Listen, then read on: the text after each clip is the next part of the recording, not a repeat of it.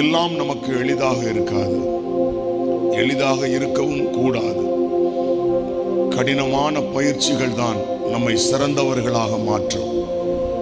So எல்லாமே எளிதாக இருக்கணும் அப்படின்னு நம்ம நினைக்கவே கூடாது. எல்லாமே எளிதாக இருக்கணும், பிரச்சனையே வரக்கூடாது, கஷ்டமே வரக்கூடாது என்று நினைக்கவே கூடாது.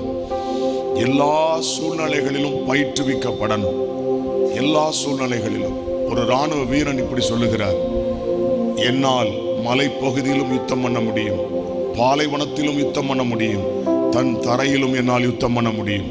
ஏனென்றால் எல்லா விதத்திலும் எங்களுக்கு பயிற்சி கொடுக்கப்பட்டிருக்கிறது. ஒரு இராணுவ வீரன் எல்லா நிலங்களிலும் நின்று யுத்தம் பண்ணக்கூடிய பயிற்சி பெற்றிருக்கிறான்.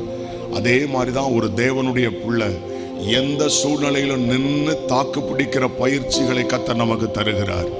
தோத்திரம். எந்த சூழ்நிலையும் நின்று ஃபேஸ் பண்ணுவோம், எந்த பிரச்சனையும் சமாளிப்போம். காரணம் என்னன்னா, தேவன் நமக்கு கொடுத்திருக்கிற பயிற்சி. யார் ஒருவர் அதை சந்தோஷமா ஏற்றுக்கொள்ளுகிறார்களோ, ஆமென், நிச்சயமா எனக்கு தேவை. நான் போகிற பாதை எந்த பாதையா இருந்தாலும் அதுல எனக்கு ஒரு பயிற்சியை தேவன் கொடுக்கிறார். வேண்டான்னு சொல்லவே கூடாது. ஒரு நாளும் கஷ்டம் வேண்டாம், எனக்கு எல்லாம் லகுவா இருக்கணும் அப்படி சொல்லக்கூடாது.